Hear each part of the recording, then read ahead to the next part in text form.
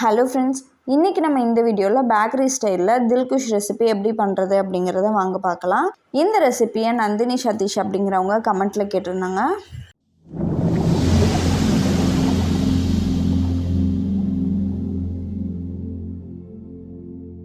First நம்ம இந்த recipe பண்ணுறதுக்கு ஈஸ்ட்டை ஆக்டிவேட் பண்ணணும்.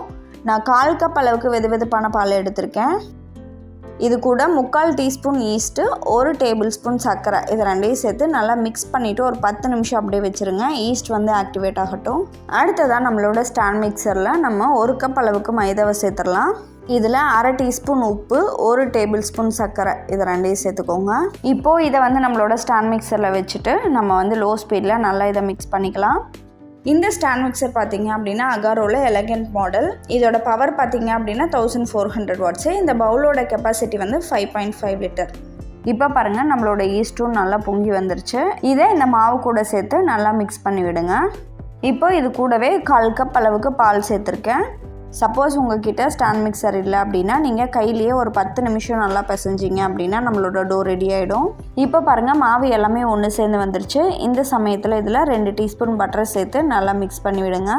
இந்த மாவு பார்த்திங்கன்னா நல்லா ஒரு 7லேருந்து 8 நிமிஷம் நல்லா பிசைஞ்சாச்சு. இப்போது இதை வேற ஒரு பவுலுக்கு எடுத்து மாற்றி வச்சுருங்க.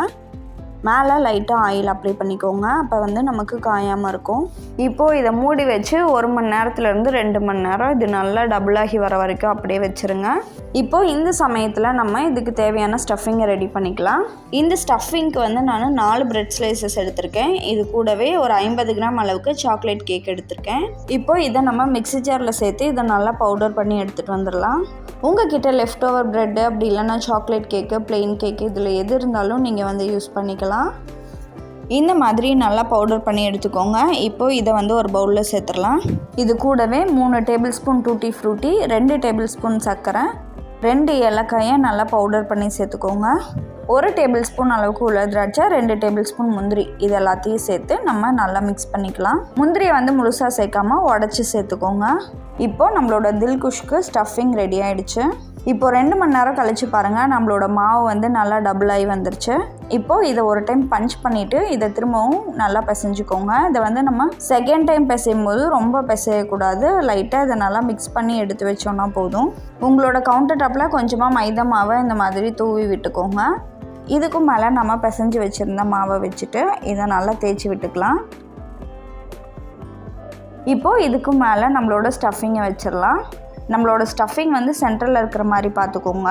இப்போது ஓரத்தில் இருக்கக்கூடிய மாவை இந்த மாதிரி சென்டரில் எடுத்து வச்சு நம்ம திரும்பவும் தேய்ச்சிக்கலாம்.